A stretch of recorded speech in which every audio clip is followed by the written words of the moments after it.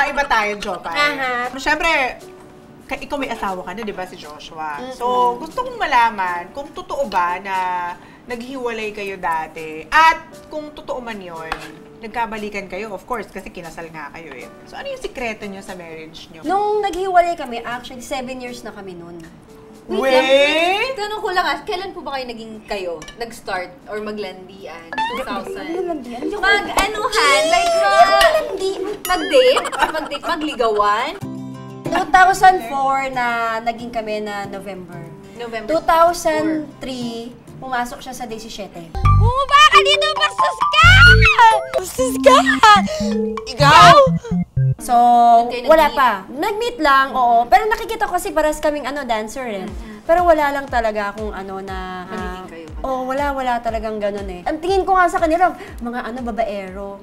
Lahat ng dancer, mga babaero. So, paano kayo naghiwalay? Nung 7 years kami, nag-propose siya. January yun eh, nag-propose siya. Birthday ko, eksakto. Siyempre, excited ako. So, nandun na ako sa preparation. So, after 1 year, ikakasal ka na.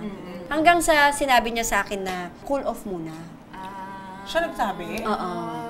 Nagdadalawang isip ba siya? Kaya ba siya nakipag-cool off? Anong na-feel mo? Anong sinabi niya yun? Hindi ako kasi naniniwala sa cool off. Okay. Kung gusto mo makipaghiwalay, makipaghiwalay ka. Bigyan mo ng freedom din yung tao. Na huwag umasa sa'yo. After ilang years or months bago kayo naging kayo, hindi ka nagtanong ng explanation? Bakit? 3 years. 3 years? 3 years kayo naghiwalay? Ha? At yung 3 years na yon, nalaman ko yung sagot. Nung naging kami na. Kasi galing siya sa sa first sa first marriage niya. Nagpa-annul siya not because of me. Para sa kanya yon. Ayaw lang niya dumating sa point na baka maulit-ulit. So naging mas strong na kayo ngayon? Oo. Ngayon talaga. Kasi parang ang inaano namin, kapag gumawa ka kasalanan, lagot ka kay Lord.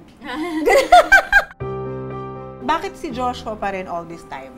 Kung makikilala mo yung taong yun, mabait yung taong yun. As in, maalaga, ano ba, naiyak ako. Pinagpasalamat ko sa Diyos yan. Pinag-pray ko yan eh. Kasi pinag-pray ko siya. Na sabi ko, kung hindi lang, Lord, kung hindi katulad ni Josh, wag muna. Wag na lang. Wag na lang.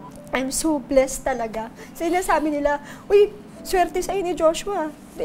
Swerte ako kay Josh. Sobrang bait. Kahit yung 2 kids niya, yung 2 lalaki, mabait. Wala akong masabi talaga. Pero hindi perfect ang marriage namin, ha? Kaya si Lord nandoon sa center ng marriage namin. Pag si Joshua kasi ang pinag-uusapan, iba eh. Kasi binigay siya ni Lord sa akin.